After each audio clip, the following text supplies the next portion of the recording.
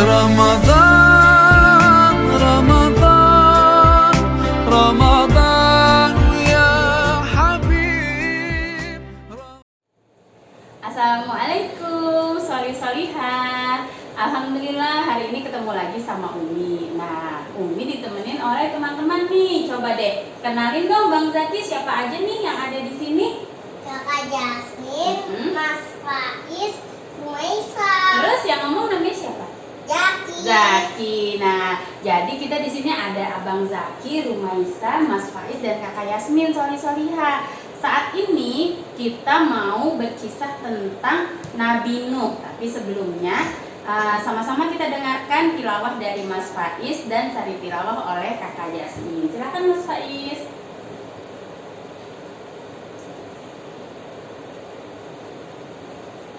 A'udzu billahi minasy syaithanir rajim.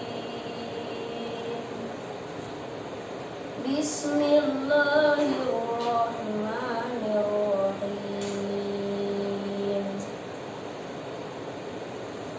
Hatta idza jaa amruna wa farattan nur qul nahmil fiha min kullin zawjayn itsnaini wa ahlaka illa man sabaqa alaihi alqawlu wa man aman wa ma amana ma'ahu illa qalil wa qala rkabu fiha bismillahi majriha wa mursaha inna rabbi laghafurur rahim. Shadaqallahul azim. Nah, sekarang Kakak Yasmin akan membacakan arti dari Quran Surat Hud ayat 40 dan 41. Silakan Kakak Yasmin. Hingga apabila perintah kami datang dan tanur atau batu telah memancarkan air, kami berfirman, memuatkan ke air kami muatkanlah ke dalam kapal itu dari masing-masing hewan sepanjang jantan dan betina, dan juga keluargamu, kecuali orang yang telah terkena ketatapan terlalu, dan memuatkan pula orang yang berfirman, ternyata orang-orang beriman yang bersama denganmu hanya sedikit. Dan dia berkata, naiklah kamu semuanya ke dalam kapal dengan menyebut nama Allah pada waktu berlayar dan berlabuhnya. Sesungguhnya Tuhanku hanya mengampun maha penyayang. Iya, alhamdulillahirabbil alamin. Silakan ditaruh Qurannya Faiz dan Yasmin. Siapa yang mau dengerin cerita tentang Nabi Nuh? Saya. Oke. Sekarang boleh duduk di bawah semuanya. Semuanya duduk di bawah. Kak Yasmin, Zaki. Nah, jadi ya, dulu itu dikisahkan setelah Nabi Adam wafat itu semua orang-orang semua taat semua sama Allah, nggak ada yang nakal-nakal, nggak ada yang suka ngelawan, nggak ada yang suka teriak-teriak. Tapi setan jadi nggak seneng. Karena apa? Karena setannya nggak punya teman kan, semua orang baik. Setan diskusi nih. Setannya diskusi, ngobrol. Gimana caranya supaya orang-orang ini bisa jadi teman kita nanti di neraka? Iya kata temannya. Gimana ya caranya? Oh gini. Mereka tuh kan ya kalau ada rajanya yang meninggal, rajanya kan ceritanya waktu itu raja yang baik-baik semua ya. Kalau ada raja meninggal mereka sedih. Gimana kalau ketika rajanya udah meninggal, kita suruh mereka bikin gambar raja, terus bikin patungnya. Nah kalau udah ada patungnya, suruh mereka sembah. Ayo kita bisikin. Nah terus Zaki ya, rajanya ada yang meninggal, sedih kan rakyatnya. Aduh raja kita sudah meninggal, kita sudah tidak punya orang yang merhatiin kita lagi. Dibisikin sama setan, udah biar kamu ingat sama rajanya gitu, kamu bikin aja patungnya. Iya kalau nggak gambarnya. Oh iya betul juga ya. Waktu itu belum ada foto, jadi nggak bisa difoto, nggak ada fotonya, jadi harus digambar atau dibuat patung. Dibuat akhirnya patung sama salah seorang yang bisa bikin patung bagus. Jadi raja tuh gambar rajanya. Lama-lama orang-orang yang sangat mencintai rajanya yang tadinya menyembah Allah sekarang jadi menyembah patung raja, menyembah berhala itu namanya. Boleh nggak kita menyembah berhala?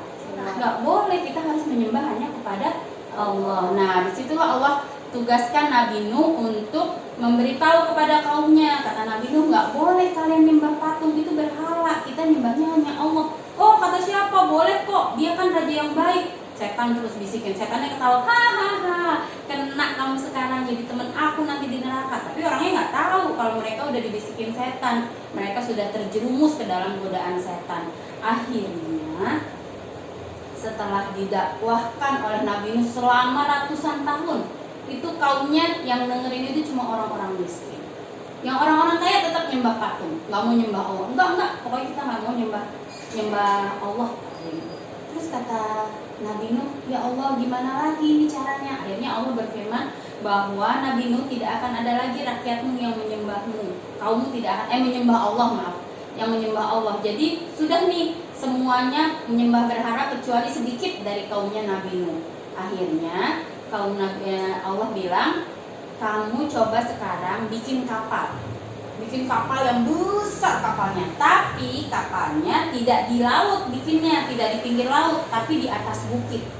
Karena Nabi Nuh taat, Nabi Nuh taat kepada Allah, maka Nabi Nuh tetap membuat kapal bersama kaumnya yang sedikit, ya, kaumnya itu orang-orangnya Nabi Nuh sedikit, yang miskin-miskin itu bikin kapal semua. Tahu nggak diapain sama orang-orang yang nggak mau percaya sama omongan Nabi Nuh? Diapain? Bukan dihancurin, diejek, dikatain orang gila.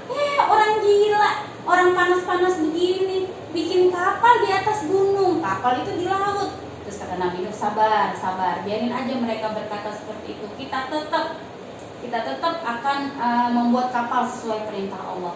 Sampai tibalah ketika kapal itu sudah jadi, kata Allah, coba sekarang semua kaummu masukin ke dalam kapal, juga semua jenis hewan, seperti yang tadi kakak Yasmin bacakan kan, masukkan semua jenis hewan. Jadi hewannya semua dimasukin, Zaki. Ada ayam jantan, ada ayam betina, ada kambing jantan, ada kambing betina, ada apalagi kucing jantan, ada kucing betina. Supaya apa? Supaya nanti kucingnya bisa melahirkan anak, ayamnya bisa bertelur, jadi akan ada terus. Nah, setelah masuk hewan, baru masuk wanita dan anak-anak yang mau menjadi menyembah Allah sesuai dengan perintah Nabi Nuh. Akhirnya setelah masuk semua ke dalam kapal, baru itu turun hujan deras selama 3 hari. Tapi kata orang-orang yang nggak mau ikut sama Nabi Nuh, ini mah hujan biasa, nanti juga akan berhenti. Ternyata nggak berhenti, malah banjir.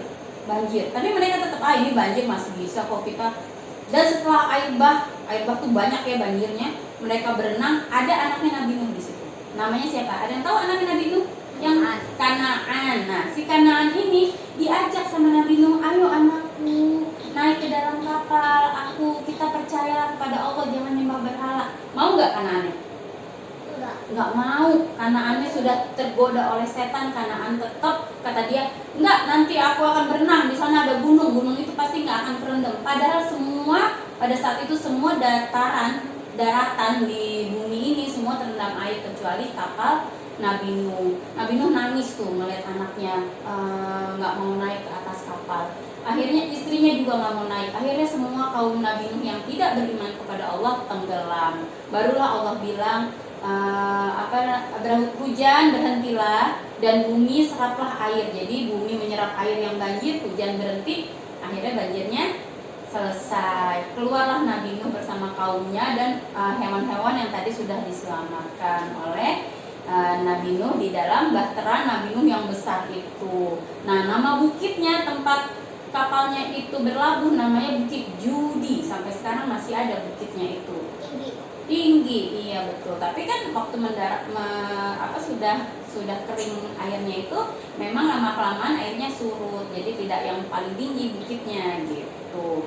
Coba sekarang Umi tanya, apa hikmah yang bisa diambil dari kisah Nabi Nuh? Jangan sembah berhala. Pinter Kak Yasmin. Abang Zaki? Abang ganteng? Nggak tahu. Mas Faiz, ada hikmah yang bisa diambil? Nah, hikmah yang bisa diambil yang pertama itu ya, kita harus menyembah hanya kepada Allah seperti kakak Yasmin bilang, jangan sembah berhala. Yang kedua, cinta kepada Allah itu harus melebihi cinta kita kepada manusia. Nabi Nuh cinta nggak sama anaknya?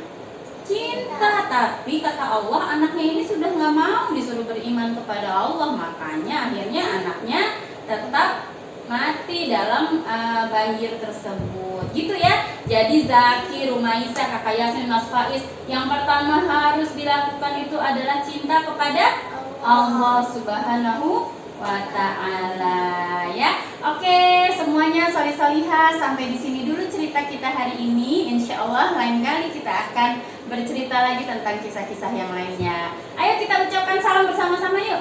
Assalamualaikum.